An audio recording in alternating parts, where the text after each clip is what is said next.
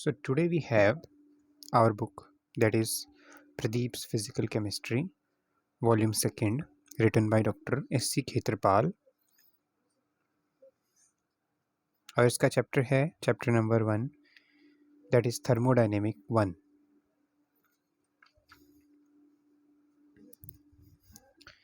So starting with this chapter, so let's start. Introduction. Thermo means heat and dynamics means motion resulting into mechanical work. Hence, the word thermodynamics literally means that branch of science which deals with the conversion of heat into mechanical work and vice versa. This name was given by mechanical engineers who were interested not only in the study of conversion of heat into mechanical work. Now the term thermodynamics is used in a much wider sense as it deals not only with heat and mechanical work but with almost all forms of energies that appear in different processes, that is physical or chemical, electrical energy exhibited by flow of electrons, radiant energy, that is visible light, chemical energy, energy stored in all substances, kinetic energy due to the motion of body, potential energy due to position or condition of the body like the wound spring. All these forms of energy can be converted into heat and are related to each other quantitatively. Thus, the definition of term thermodynamics has been modified as under: thermodynamics is that branch of science which deals with the quantitative relationships between heat and other forms of energy. When we confine our study to chemical changes and chemical substances only, the restricted branch of thermodynamics is known as chemical thermodynamics. The complete study of thermodynamics is based upon three generalizations called first, second, and third law of thermodynamics. These laws have been arrived at purely on the basis of human experience, and there is no theoretical proof for any of these laws. However, the validity of these laws is supported by the fact that nothing contrary to these laws has been found so far, and nothing contrary is expected. Importance or objectives of thermodynamics. Thermodynamics is an important branch of science as it finds application in engineering, physics, as well as in chemistry. In engineering, its uses lies in its ability to predict the maximum efficiency of various types of heat engines and the maximum work obtainable from a given fuel. In the problems of combustion and power in physics, the concepts of thermodynamics are applied in studying the phenomena involving light, heat, or electric and magnetic fields.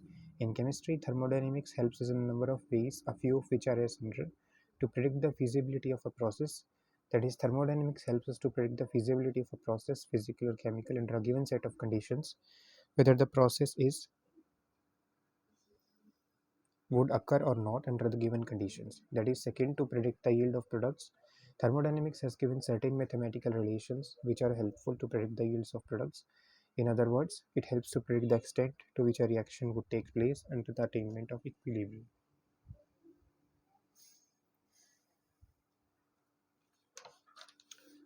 To deduce some important generalizations of physical chemistry, some important generalizations of physical chemistry such as Raoult's law, lowering of vapor pressure, expressions for elevation in boiling point, depression in freezing point, distribution law, phase rule, law of chemical equilibrium, can all deduce from the law of thermodynamics. No doubt, thermodynamics is finding wide applications in all branches of science. It has certain limitations also. It deals with the properties like temperature, pressure of the matter in bulk with macroscopic quantities and deals not with microscopic quantities. In other words, it deals with large group of atoms, molecules, and ions rather than individual atoms, molecules, or ions. It helps to predict the feasibility of a process but doesn't tell anything about time taken for process to complete or the rate at which the process would proceed. It concerns itself only with initial and final states of a system and is not concerned with the path by which the change is brought about. That is, it throws no light on the mechanism of a process. Definitions of some common thermodynamic terms.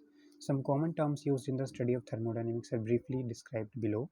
Systems and surroundings. The part of the universe chosen for a thermodynamic consideration, that is to study the effect of pressure, temperature, is called a system.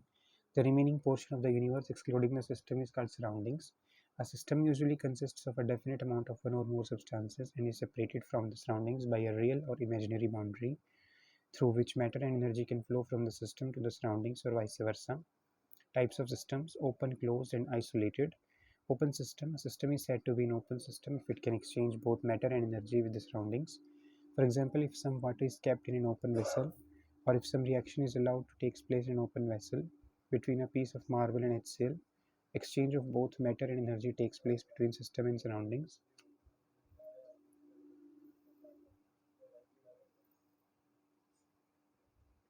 Animals and plants are open systems from thermodynamic point of view. Closed system: if a system can exchange only energy with the surroundings but not matter, it is called a closed system. For example, if some water is placed in a closed metallic vessel, or if some reaction is allowed to take place in a cylinder enclosed by a piston, then as the vessel is enclosed, no exchange of matter between the system and the surroundings can take place. However, as the vessel has connecting walls, exchange of energy can take place between the system and surroundings. If a reaction is exothermic, heat is given by the system to the surroundings. If the reaction is endothermic, heat is given by surroundings to the system. Further, if the reaction is accompanied by a decrease in volume, mechanical work is done by the surroundings on the system. And if the reaction is accompanied by increase in volume, the mechanical work is done by the system on the surroundings. As mechanical work is also a type of energy, movement of piston in or out also amounts to an exchange of energy between system and surroundings. Third is isolated system. If a system can neither exchange matter nor energy with surroundings, it is called an isolated system. For example, if water is placed in a vessel which is closed as well as insulated, no exchange of matter or energy can take place between system and surroundings. This constitutes an isolated system. Third is homogeneous and heterogeneous systems. Homogeneous system: a system is said to be homogeneous if it is uniform throughout. For example, a gas or a mixture of gas or a pure liquid or a pure solid from or a solution of solid and liquid or a mixture of two or more completely miscible liquids are all homogeneous systems. Such a system is said to have one phase only. Heterogeneous system: if a system is not uniform throughout, it is said to be heterogeneous. If then consists of two or more phases which are separated from each other by different bounding surfaces. Of course, each phase in itself is uniform throughout. Few common examples of heterogeneous system are a system consisting of liquid and its vapor, two or more immiscible liquids, a mixture of two or more solids. Macroscopic system: macroscopic system implies a system containing a large amount of substance. In other words, a macroscopic system is one in which there are a large number of particles, atoms, ions, or molecules. Fifth is macroscopic property. A property associated with the collective behavior of particles in a macroscopic system is called a macroscopic property. A few complex examples of these properties are pressure, volume, temperature, surface tension, viscosity, density, refractive index. State of a system and state variables. The state of a system implies a condition of the system when the various macroscopic properties of the system has definite values. If any of the macroscopic properties of the system changes, the system is said to be in a different state. When a process occurs, the state of the system changes. The first and last state of a system are called initial and final state.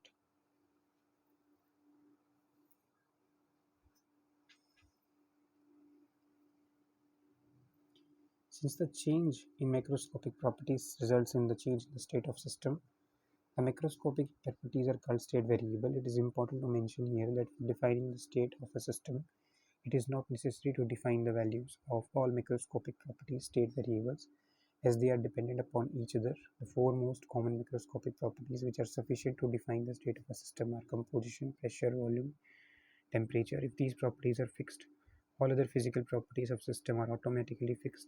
Further, if the system is homogeneous and consists of a single substance, the composition is fixed because it is 100%, and hence the state of a system depends only upon pressure, volume, and temperature. In actual practice, it is not necessary to specify even these three thermodynamic properties because experiments have shown that these thermodynamic properties of a simple homogeneous system of definite mass are related to one another. The relationship between them is called the equation of state. For example, the equation of state for an ideal gas is PV is equal to RT, where P is the pressure, V is the volume of 1 mole, T is the absolute temperature, and R is a constant. The sort of PVT, if any two fixed, third is automatically fixed. Hence, we conclude that the state of a simple homogeneous system may be completely defined by specifying only two properties out of PVT. The two variables which are generally varied are pressure and temperature, and these are called independent variables. Third, volume whose value depends upon value of pressure and temperature is called dependent variable. Thermodynamic equilibrium. A system is said to be in thermodynamic equilibrium if the macroscopic properties of the system in various phases do not undergo any change with time. In fact, the thermodynamic equilibrium implies three different types of equilibria which must exist in simultaneously. These are thermal, mechanical, chemical. Equilibrium. The equilibrium demands that there should be no flow feed from one portion of the system to another. This can happen if the temperature of system remains constant. Mechanical equilibrium. This equilibrium implies that no work should be done by one or other part of the system over another. No macroscopic movement of matter should occur within the system or of the system with respect to its surroundings. This is possible if the pressure of system remains constant. Chemical equilibrium. This equilibrium demands that there is no change in composition should take place in any part of the system with the passage of time. Extensive and intensive properties. The various physical properties of a system may be defined into the two main types. These are those properties which depend upon the quantity of matter contained in the system. Common examples of properties are mass, volume, energy, heat capacity. Total volume of an extensive property is equal to the sum of the values for the separate parts into which the system may be divided for the sake of inconvenience. Intensive properties.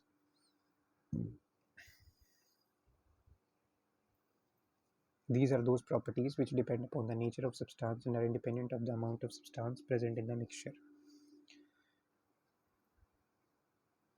The common examples of these properties are temperature, pressure, refractive index, viscosity, density, surface tension, specific heat. It is because pressure and temperature are intensive, independent of the quantity of matter present in the system, that they are frequently used as variables to describe the state of the system.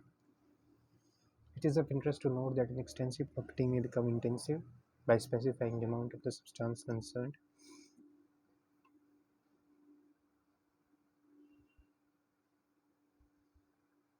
Thus, mass and volume are extensive, but density and specific volume, that is mass per unit volume per unit mass respectively, are intensive. The substance of the system. Similarly, heat capacity is an extensive property, but specific heat is intensive, as will be discussed later. Thermodynamic processes.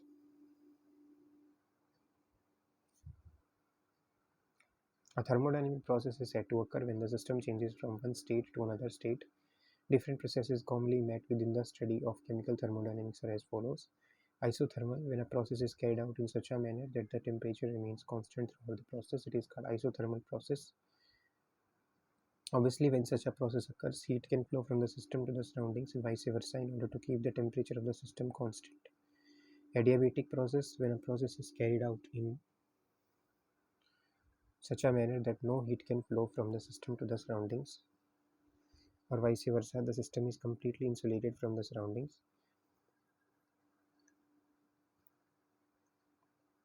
It is called an adiabatic process.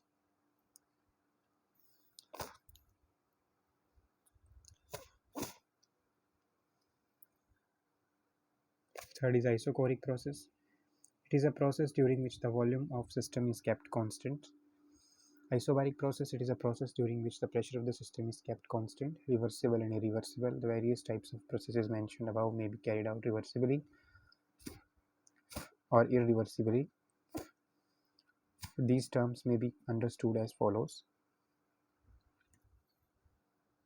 In order to understand a reversible process, imagine a gas confined within a cylinder provided with a frictionless piston upon which is piled up some very fine sand.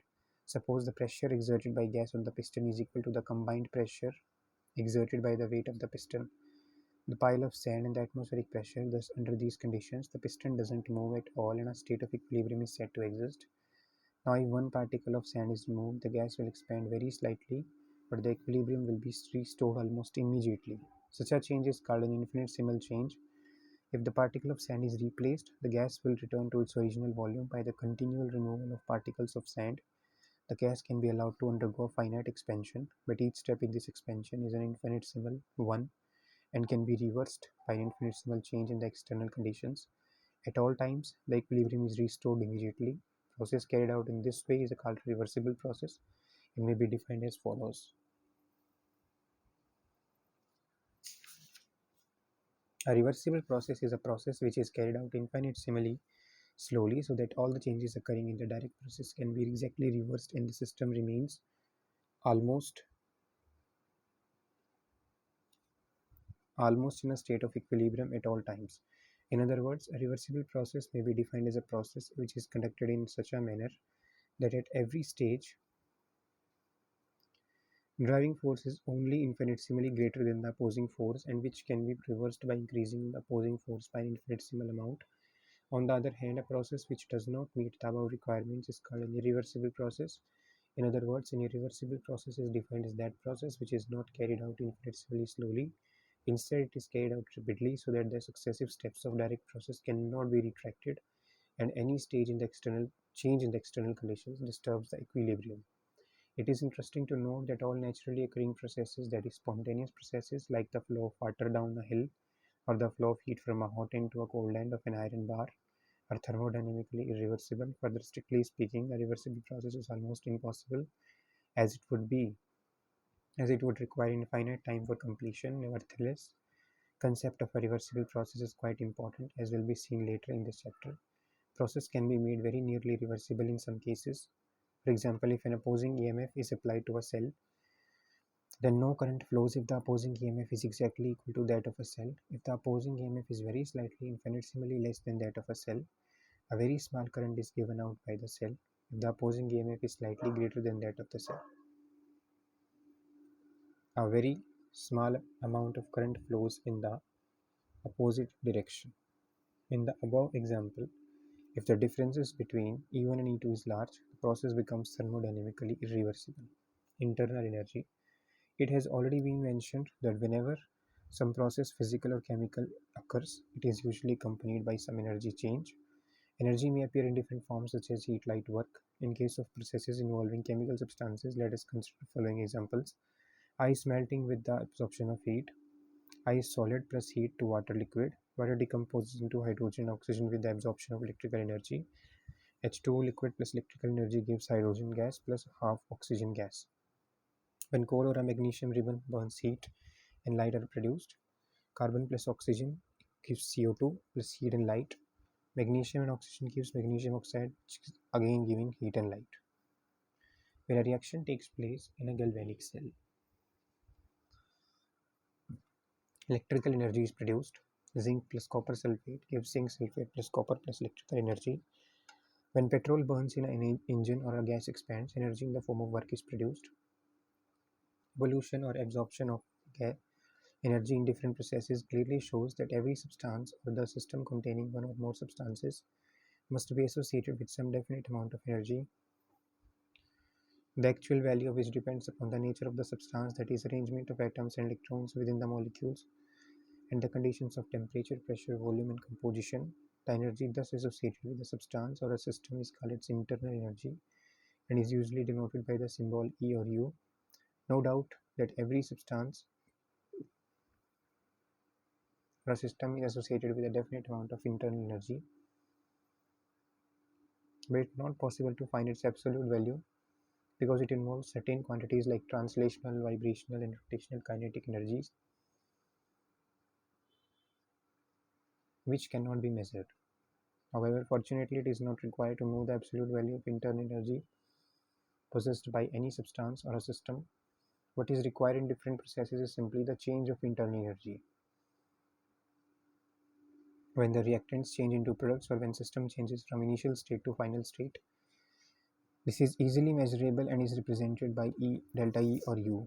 As will be seen later, internal energy is a state function that is depends only upon the state of the system, that is conditions of temperature, pressure, and is independent of the method by which the state has been attained. Thus, if the internal energy of a system in the initial state is E1 or U1 and in the final state it is E2 or U2, then the change of internal energy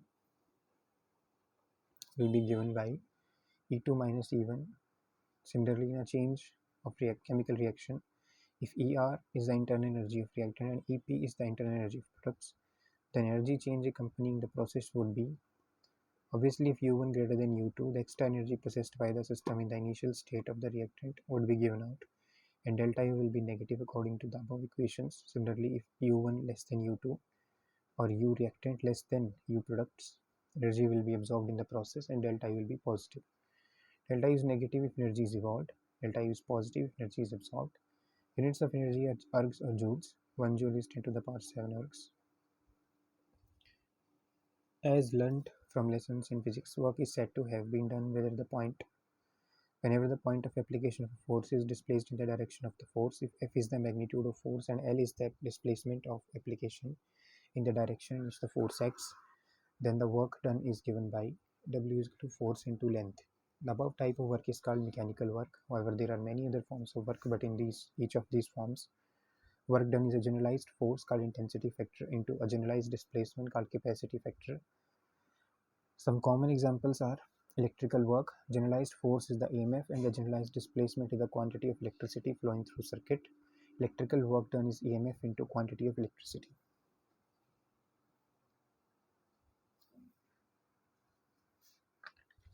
Gravitational work. This type of work is done when an object is moved against the force of gravity. In such a case, the force is the weight and the displacement is height through which it is moved. Hence, work done is mgh. Work of expansion or pressure volume work. This is the most important form of work used in the study of thermodynamics. It is the work done when the gas expands or contracts against the external pressure, usually the atmospheric pressure. It is a kind of mechanical work. The expression for such a work may be derived as follows. Consider a gas enclosed in a cylinder fitted with a frictionless piston. Suppose area of cross section of a cylinder is a square centimeter. Pressure on the piston, which is slightly less than the internal pressure of the gas so that the gas can expand, is P. Distance through which gas expands is dl centimeter. Then as pressure is force per unit area, force acting on the piston will be force is equal to pressure into area. Work done by the gas, that is system, is equal to force into distance, but A into dl is dV is a small increase in the volume of gas. Hence, small amount of work done by the gas can be written as del W is equal to P into dV. If the gas expands from initial volume V1 to final volume V2, the total work will be given W is equal to from V1 to V2 P dV. The external pressure P against which the gas expands remains almost constant throughout the process. The above result may be written as W is equal to P dV, where P V2 minus V1 is equal to P delta V.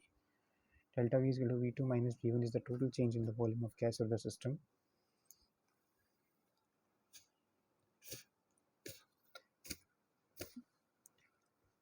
If the external pressure P is slightly more than the pressure of gas,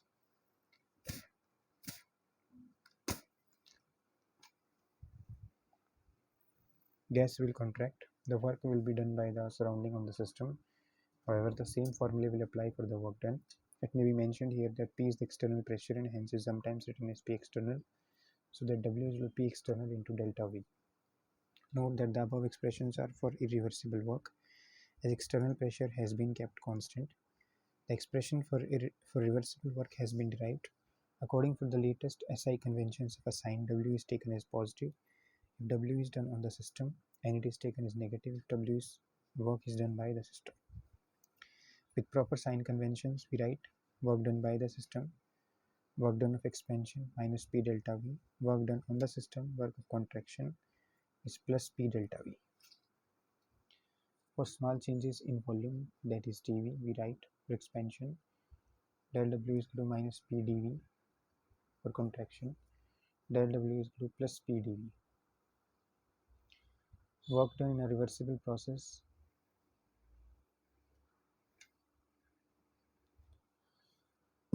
that is maximum work.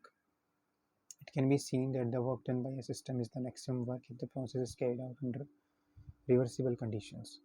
Further, this work is the minimum work required to reverse the process. This may be explained as follows. We know that, as described above, work done by the system is equal to P external into delta V.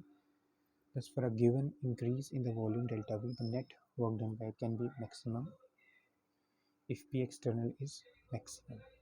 But in order that the expansion may takes place, that is, the work may be done by the system, the external pressure should be always be less than the internal pressure of the gas. Thus, the maximum value that P external can have is that it should be infinitesimally smaller than the internal pressure of the gas. But these are the conditions of a reversible process. Thus, the maximum work is done in a process only if it is carried out under reversible conditions, hence in a reversible process W is sometimes replaced by W max. Now let us consider the reverse process, that is the contraction of gas. In order that the contraction may take place under reversible conditions, the external pressure should be only infinitesimally greater than the internal pressure of the gas. Thus, this is the minimum pressure to express the gas under reversible conditions. Hence, for a given decrease in volume delta V, the work done under reversible conditions is the minimum work. It may be noted in a reversible process, the work of expansion is equal in magnitude to the work required to reverse the process. The two differ only in sign. Heat, just as work is a form of energy which is exchanged between system and surroundings as a result of expansion or contraction of the gas because of the difference in the internal pressure of the gas and the external pressure. Similarly, heat is another form of energy exchanged between system and surroundings as a result of differences of temperature between them. It is usually represented by letter Q, sign of Q. When heat is given by the system to the surroundings, it is given a negative sign. When heat is absorbed by the system from surroundings, it is given a positive sign. Heat is usually measured in terms of calories. Calorie is defined as the quantity of heat required to raise the temperature of 1 gram of water through 1 degree Celsius in the vicinity of 15 degrees Celsius. In the SI units, heat is expressed in terms of joules. The two types of units are related to each other as under 1 calorie is 4.2 joules, which means the same thing as 1 joule is equal to 0.24 calorie. A thermodynamic quantity is called a state function when a process occurs. When a process occurs, the change in the value of that thermodynamic quantity depends only upon its value in the initial state and that in the final state, and doesn't depend upon the path by which the change is brought about. Like mass, pressure, volume, temperature, the internal energy is also a state function.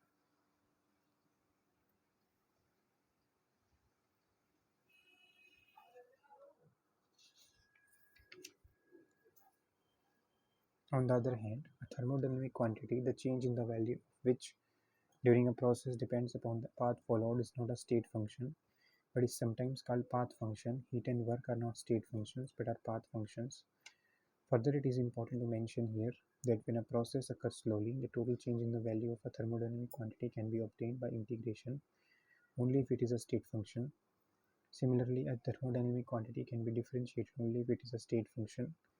Hence, whereas internal energy can be differentiated and integrated, work in heat cannot be done so. Remembering that D stands for differentiation in calculus, a small change in internal energy can be represented by du, but small change in heat and work should not be represented by dq and dw. Instead, they should be represented by del q and del w. Thus, in all discussions that follows, this aspect may be kept in mind. Above statements are also expressed by saying that internal energy is a definite property and is exact differential, whereas work and heat are not. Some other thermodynamic terms like enthalpy, entropy, heat capacity, work function, free energy will be introduced later in this chapter. Equivalence between heat and mechanical work. It is a common observation that whenever some mechanical work is done, heat is produced. For example, the engine in a scooter or a car becomes hot when the mechanical work is done by the engine. The exact measurements of the work done and the heat produced were carried out experimentally by Joule during the year 1840 to 1880. On the basis of these experiments, he observed that whenever some definite amount of work is done, the same amount of heat is always produced. Thus, he concluded that the mechanical work must be proportional to the heat produced, that is, W proportional to Q, where W is equal to JQ. J is a constant of proportionality and is called Joule's mechanical equivalent of heat. If Q is equal to 1 calorie, W is equal to J. Thus, Joule's mechanical equivalent of heat may be defined as the amount of mechanical work required to be done to produce 1 calorie of heat, its value would be J is equal to 4.2 into 10 to the power 7 Rx, 4.2 joules. In other words, if 4.2 joules of work is done, 1 calorie of heat is produced.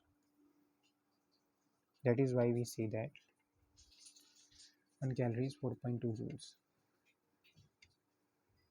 Consider two blocks of copper and thermometer. Suppose the thermometer is brought in contact with the first block till the temperature on the thermometer becomes constant. Now suppose the thermometer is removed from the first block and brought in contact with the second block. If the mercury level of thermometer doesn't show any change, we say that the two blocks are in thermal equilibrium with the given thermometer. Zeroth law of thermodynamics states that when two bodies have equality of temperature within a third body, they in turn have equality of temperatures with each other. We are so familiar with this fact that it doesn't need any further experiment for its support. However, since this fact is not derivable from other laws and since it logically precedes the first and second law of thermodynamics, it has been called as the zeroth law of thermodynamics.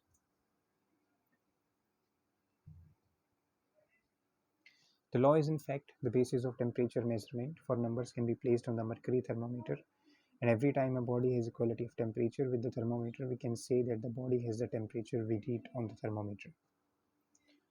First law of thermodynamics. The first law of thermodynamics is simply the law of conservation of energy, which states that energy can neither be created nor destroyed.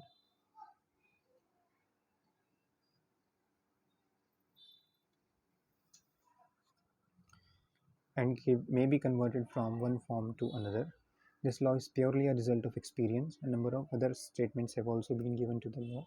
The important ones are as the total energy of an isolated system remains constant, although it may undergo transformation from one form to other. Whenever a certain quantity of some form of energy disappears, an exact equivalent amount of some other forms of energy must be produced. It is impossible to construct a perpetual motion machine, a machine which would produce work continuously without consuming energy. The equivalence between heat and mechanical work follows as a corollary of the first law of thermodynamics. For suppose that there is no equivalence between heat and work. Suppose q joules of heat are converted into mechanical work. Now when the same amount of work is converted back into heat, suppose the heat produced is q dash joules. If q is equal to q dash, then q greater than q dash or q less than q dash. This indicates that though the initial state has been regained, a certain amount of energy has been created or destroyed, which is against the first law of thermodynamics. Hence, there must exist an exact equivalence between heat and mechanical work. This is also sometimes taken as another definition of first law of thermodynamics. Further, Einstein in 1905 showed that the energy could be created by the destruction of mass. The energy produced by the destruction of mass is given by the equation E is equal to mc square, where c is the value of velocity of light. In the light of this idea, the law of conservation of energy has been modified and now it is better called law of conservation of mass and energy. It may be stated as follows. Total mass and total energy of a system remains constant.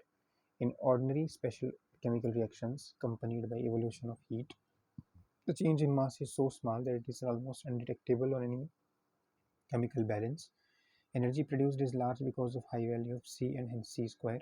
Such a small change in mass is significant only in nuclear reactions. However, since nuclear reactions are not considered in chemical thermodynamics, therefore the above relationship has no significance. The internal energy of a system can be increased in two ways: by supplying heat to the system, by doing work on the system. Suppose initially the internal energy of system is U1. If it absorbs heat Q, its internal energy will become U1 plus Q. If further W work is done on the system, the internal energy is further increased by and becomes U1 plus Q plus W. Let us call this the final internal energy is U2. Then U2 is equal to U1 plus Q plus W. U2 minus U1 is equal to Q plus W. Delta U is equal to Q plus W. This equation is the mathematical formulation of first law of thermodynamics. If work is the work of expansion, W is equal to minus P delta V. Delta U is equal to Q minus P delta V. Q is equal to delta U plus P delta V. For small changes, it is written in the form del Q is equal to du plus P dV.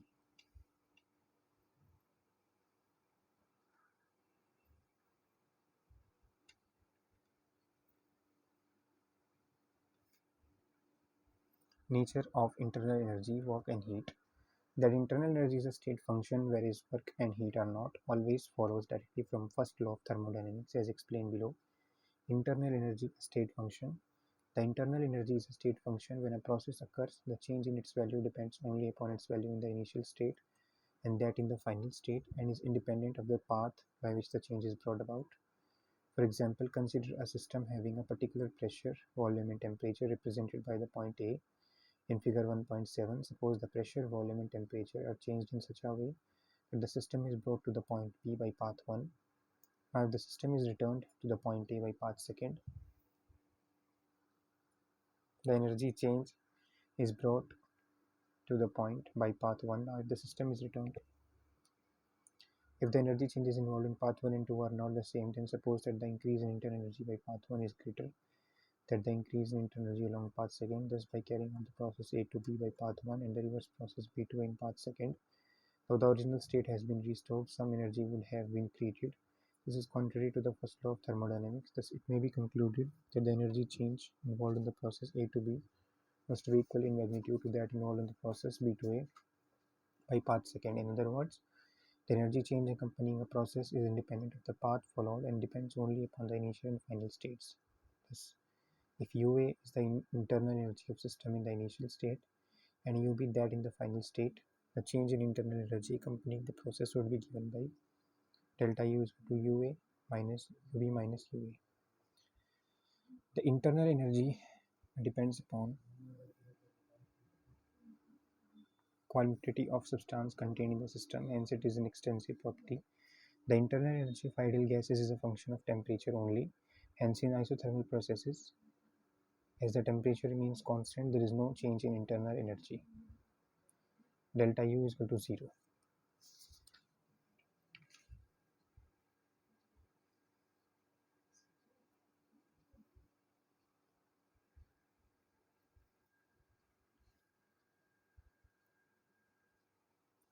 Unlike internal energy, the work done during a process does not depend merely upon initial and final states of the system, but it depends upon the path followed. Hence, work is not a state function but is a path function. This may be made further clear as follows. Suppose we wish to change the system from state A to state B. This may be done by following different paths as shown in figures 1.8 ABC below. Confining ourselves to the work of expansion only, we know that the work for a small change in the volume dV is PdV, where P is the external pressure. Thus the total work done is the sum of PdV terms, and this is equivalent to the area under the curve in the PV diagrams. From figure 1.8, it is obvious that the areas under the curves are different and hence the work is different when different paths are followed.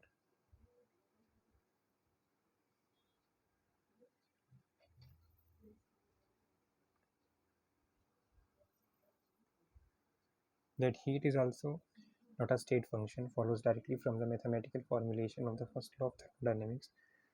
Thus the heat Q is the difference of two quantities, the internal energy change and delta U and the work done Q W.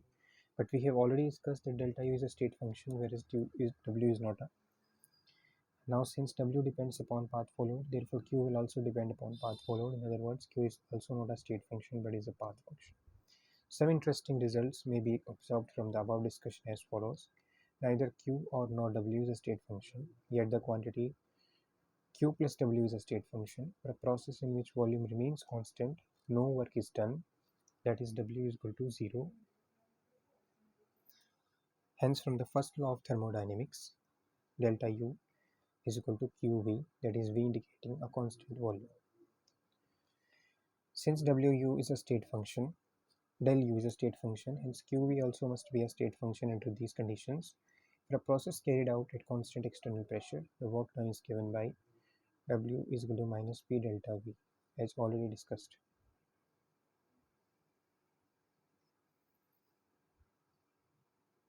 Obviously, W under these conditions is also a state function. Further, as delta U is equal to QP plus W. Delta U is a state function and W is also a state function under constant pressure QP also must be a state function under the conditions of constant temperature and pressure. So this was all about this chapter, and suppose you have understand all the points, Last point was about the nature of internal energy, work, and heat. I hope you understand all the points. Thank you so much.